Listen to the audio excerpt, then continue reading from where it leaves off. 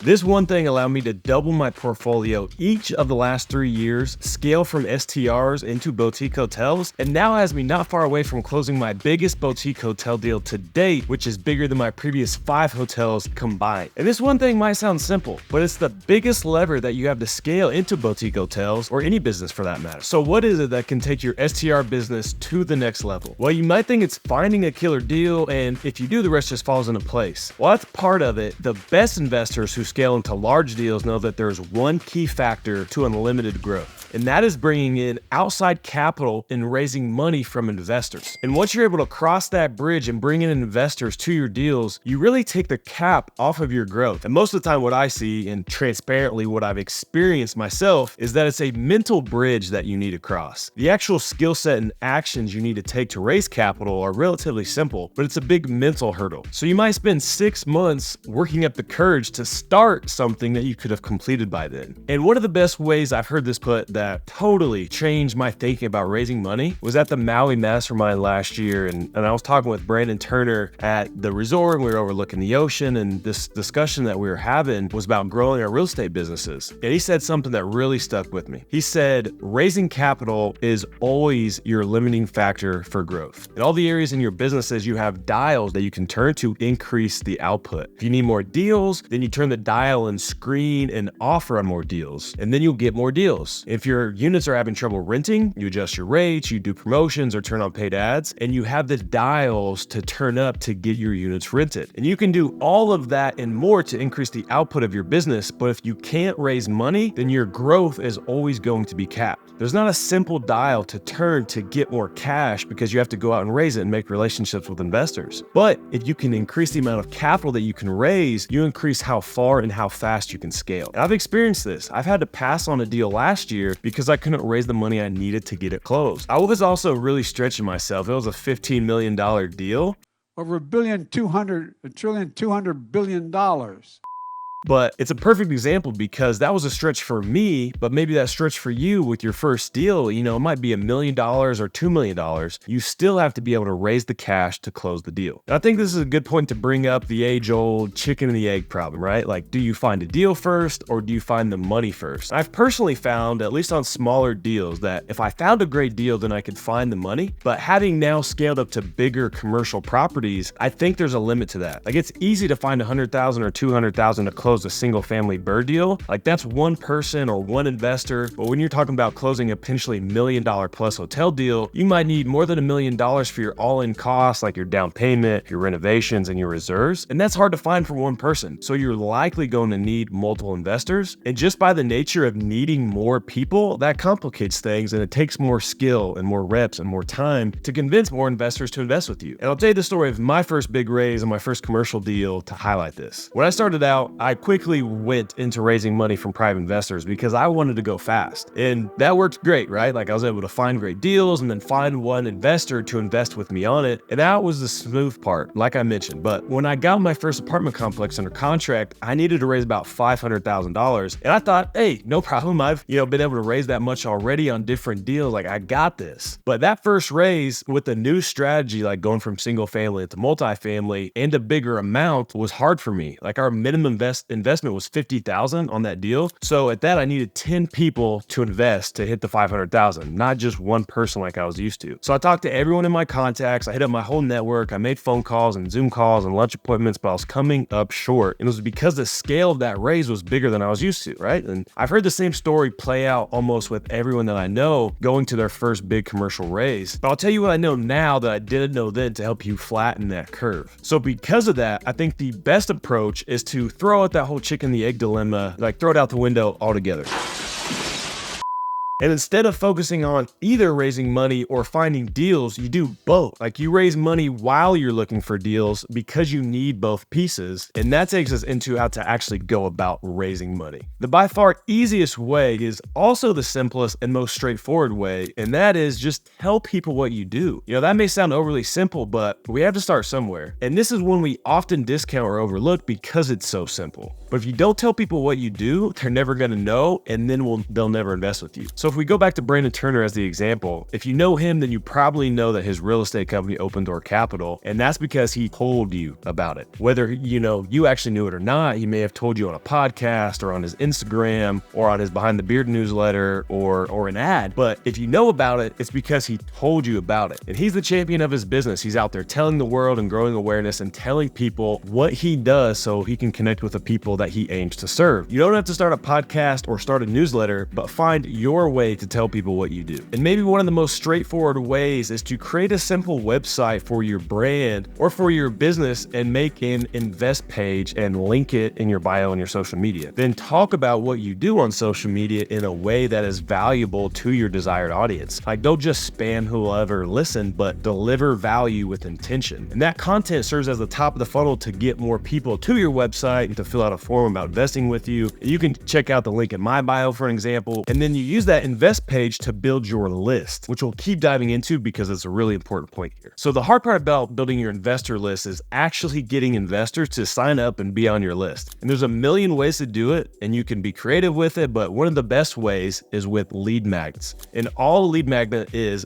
a piece of content that's focused on your ideal audience, in this case, passive investors, to invest in your boutique hotel deal, that serves them in some way. And your goal with a lead magnet is to add value to that audience. It might be something like my 5 tips to passively investing in hotels. And then you create those 5 tips and deliver as much value as possible and make downloading it contingent on people adding their name and their email address. And that's it. That's all you need, a name and an email. And then you can communicate with those people directly and share deals and opportunities that you have to invest. And I'll give you one of the best tips I can give you that completely changed how I raise money. It both made me more comfortable when pitching investors and made me more effective at converting investors. And that tip is to ask people for referrals. I think you'll be really surprised with how powerful this is. Like, you aren't asking people directly, hey, will you invest with me? But instead, hey, I'm doing this. And a quick outline of what that is. And then, do you know anyone who would want to invest with me? So this takes the pressure off of the direct ask and potentially making people feel awkward. And I think most of the time people generally want to help and would be happy to connect you with a friend or an uncle or someone who they know that might invest with you. And if they say no, it takes the rejection off of you because it's just someone that they don't know. And here's the magic part of it. A lot of time people will say, yeah, actually, I'd be interested in investing. So make sure that you're asking for referral. And maybe the best way to create interest from passive investors where there was none before is to do a content campaign or just start consistently creating content about what it is that you do. And this one has high barriers, mostly in your willingness and in your time. But with what I found, if it's important to you, you'll find the time and you'll get over your self-imposed barriers. Don't let imposter syndrome stop you from going for your goals. Like, all the people you see on social media talking about their businesses and what they do and, they're getting leads because of it, started as newbies, just like you are. And the best part is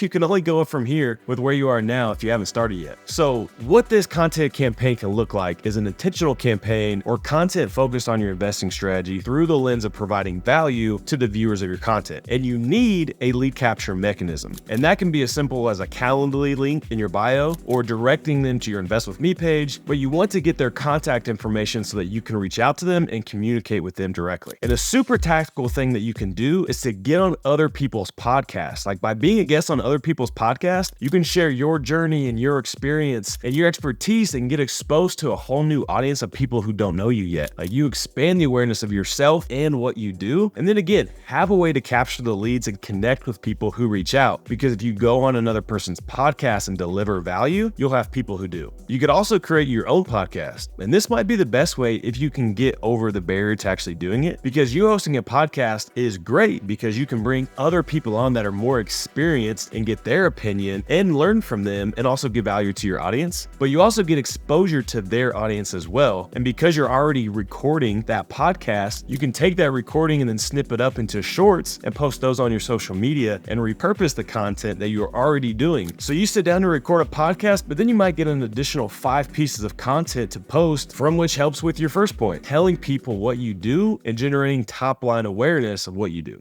And of course, there's a tried and true method of meeting people in person. So you can go to conferences and local meetups and networking events. And I think you should always be aiming to expand your network and meet new people. Because after all, your network is your net worth. I 100% believe that. So get out there and meet people. And your goal with all these different strategies is to, one, become known, and two, become known for what you do. In this case, raising money from passive investors for high yielding short-term rentals and boutique hotels that have amazing tax benefits. And to make all this work, you need to have a way to create and capture new leads, the people who reach out to you and may be interested in investing with you. And your goal should be to get to know these people, which is usually best done by setting up a phone call with or a Zoom call. If you're trying to raise money, have your lead capture funnel into your Calendly link and set up a 30-minute phone call with them where you can get to know the person, their investment goals, and then build a relationship with them and share what you do and how you can help. Again, you're trying to add value to them and ask questions and listen more than you talk. If you're really trying to hone in on your skill of pitching people and converting them into investors, I'd recommend you read the book Pitch Anything by Oren Klaff or Getting the Money by Susan Lassiter-Lyon. Those books have helped me a ton and raise a lot of money. And remember, always present the investment as an opportunity rather than asking for money. Now let's get a little tactical on how you determine how much you raise and how to actually structure your raise,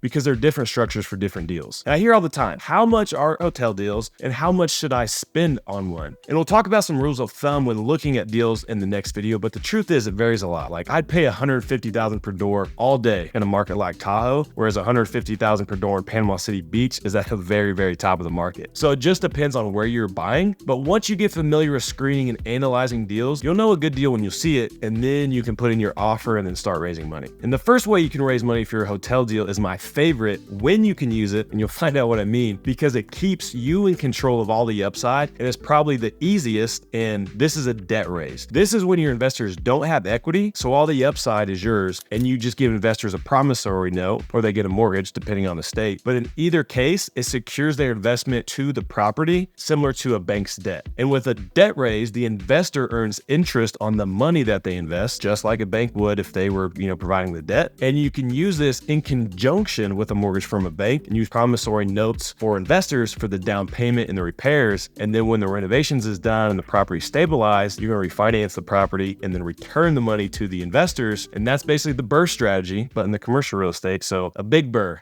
So what this looks like in practice is if you go out and get a property under contract and then get bank financing for say 70% of the purchase price and then raise debt from investors for the down payment and the repairs. If the property is $400,000, you'd get bank debt for $280,000 or 70% of the loan to value. Now, if your repairs are $100,000, you would need to raise $220,000 from investors, $120K for the down payment and $100K for the repairs. And you could raise that from one person or a couple of people. The general guideline is that you can bring in 4 to 5 people, though it's not a hard and fast rule. But the reason there's a limit is because if you bring in, say, 10 people, you're likely offering a security, and that makes it a more advanced, and you get into the SEC realm where you're offering securities. So because boutique hotels are more expensive, this generally limits debt raises because you'll need to raise more money. And it's hard to find that from only, 1, 2, 3, 4, 5 people. But it's not impossible, just more difficult. But the good thing is there are more ways that you can raise money without offering a security. And one of those is partnerships. And that's simply where you partner with other people on the deal and they'd get equity for whatever they bring to the deal. This case, usually capital or cash from investors. And sometimes it's easier to get a bigger check writer or someone who can get a bigger check writer by giving up equity. And my stance on this is pretty simple. 50% of a good deal is better than 100% of no deal. And because you're scaling up and going bigger, you're likely going to be stretching the limits of what you can do yourself. And I've used partnerships in one way or another on all but one of my commercial deals. And I think they're a great way for you to do a bigger deal that you could not do yourself. So partnerships are pretty simple. You give someone a percentage of equity in the deal for what they bring to the table. And again, there's a limit to how many partners you can bring into a deal, usually 4 or 5, and everyone has to participate in some way in the deal. And that's hard to do with multiple partners. The perk is that you can usually get bigger checks because you're giving them equity, which incentivizes them to partner in the deal with you. Another simple way to get a big chunk of capital needed for a deal is joint ventures. Now, the Investopedia definition of a joint venture is a business arrangement in which 2 or more parties agree to pool their resources for the purpose of accomplishing a specific task. And in simple terms, it's when you have something that the other party wants, and then the joint venture partner that you bring in has something that you want. And you guys form a joint venture together to make the deal happen. So if someone has a lender that they can bring, or capital or investment, investors, you can joint venture with them to get the deal done. And both partnerships and joint venture agreements are pretty simple and easy to set up, and both are pretty cheap. You just need an operating agreement and your promissory notes for investors, or a joint venture agreement drafted up, and then you're off and running. And here's the cream of the crop where you can really start to put together big deals and raise big chunks of capital from a lot of investors. And this is where you syndicate, meaning you pool money from a group of investors to jointly purchase a large real estate property. And this is where you get into the realm of offering a security, and you'll need a real estate and SEC attorney to structure this deal, which is basically the exemption of a public offering. But it also opens up a world of bigger deals, which is the fun part. Now, the most common structure for a syndication are the 506B, where you can bring up to 35 sophisticated or non-accredited investors, but cannot advertise your deal. This is commonly called the friends and family raise, since you can't advertise your raise and you can only go to people that are already in your network that you already know. And the other is a 506C, and this is where you can only bring in accredited investors, but you can advertise your deal. Which one you choose depends on you and your network, but in my experience, what I've seen most people start with at least is the 506B, because you can bring in friends and family and those from your network, and they do not have to be accredited, so the barriers to entry are a little lower. And then 506C raises can be harder for newer investors because you have to figure out how to advertise, and you can only raise from accredited investors, which can be limiting if most of the people you know are not accredited. And just so you guys know, to be an accredited investor, a person has to have a net worth of over $1 million or more, not including their primary residence, or they have to make over $200,000 per year, or $300,000 per year if they file their taxes jointly with their spouse. And these are the main ways you have to bring in outside capital for your deals and to really throw gas on the fire of how far and how fast you can grow. And like I mentioned earlier, capital is always your limiting factor. So start with adjusting your mindset to recognize and accept that you will need outside capital to grow if your goal is to grow big. And to do that, you need to make yourself known and create and capture leads of potential investors and present them with the opportunity and the benefits of investing with you. So if you can figure out this piece of investing, you can go as big as you want, and maybe you'll even be competing on a boutique hotel deal with me.